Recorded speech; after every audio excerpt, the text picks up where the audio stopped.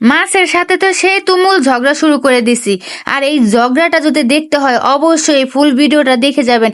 আসসালামু আলাইকুম এভরিওয়ান, সবাই কেমন আছেন? আশা করি অনেক বেশি ভালো আছেন। আর এই মাছের সাথে কিভাবে যে ঝগড়া শুরু করলাম সেটাই আপনাদেরকে আজকে দেখাবো। এরকম ঝগড়া কিন্তু আমি আগে কখনোই করি নাই। এই মাছও যেমন মনে করেন ঘাওড়া, আর আমিও তো কম না। এই যখন আমি এটারে মাখাইতেছিলাম, গায়ে হলুদ দিতেছিলাম, তখনই বলছে না না না না না, আমাকে তো হলুদ দেওয়া যাবে না। আমিও কম না, ইচ্ছা মতো ডলে ডলে মনে করেন যে হলুদ গুলা দিছি। যখন আমি তেলের মধ্যে দিছি ছান করে উঠছে, বলতেছে আমাকে ভাজবি না। আমি তো মনে করেন ভাজবই, কারণ এত বড় বড় একটা টুকরা যদি না ভাজি তাহলে কি হয় যে ভাইজা তো কর কর কর করে করে খাবো। সেই ভাজা শুরু করে দিলাম। এগুলো তো নাসুর বান্দা কড়াই থেকে উঠবেই না। তারা বলতেছে না আমরা উঠবো না। দেখেন মাছের অবস্থাগুলা কি। আমিও কম না, ইচ্ছা মতো পিটানি শুরু করে দিলাম।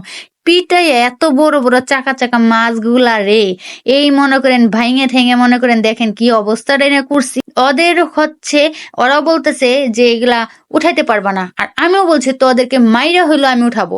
কি মনে করছস আমার কি শক্তি কম আছে? আমি তো ওদেরকে মারবই, আর তো ওদেরকে সুন্দর করে মনে কর যে কড়কড় কড়কড় করে খাবো। ঠিক আছে, এই জন্য ইচ্ছা মতো পিটাইলাম। পিটাইয়া মনে করেন কি এগুলারে সুন্দর করে মানুষ করতেছি। তারপরও নাসুর মান্দা সেই মাছগুলা কি এত, এই মাছগুলা উঠতেই চায় না। বলেন তো এরকম ঝগড়া কি কখনো আপনারা করছেন? আমি তো ভাই কোনোদিন এরকম ঝগড়া কোনোদিন করি নাই।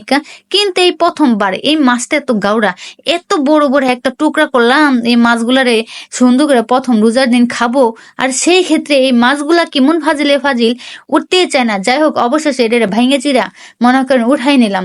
উঠাই নেওয়ার পরে মনে করেন কি বলবো, আর তারপরে ওইটারই বললাম এই সাবধান, এবার কিন্তু মনে কর যে সুন্দর করে কিন্তু তোরা ভাজবি। এই পাশ দিয়ে মনে করেন মাছটা কি সুন্দর করে পড়ে গেল হাতে থেকে।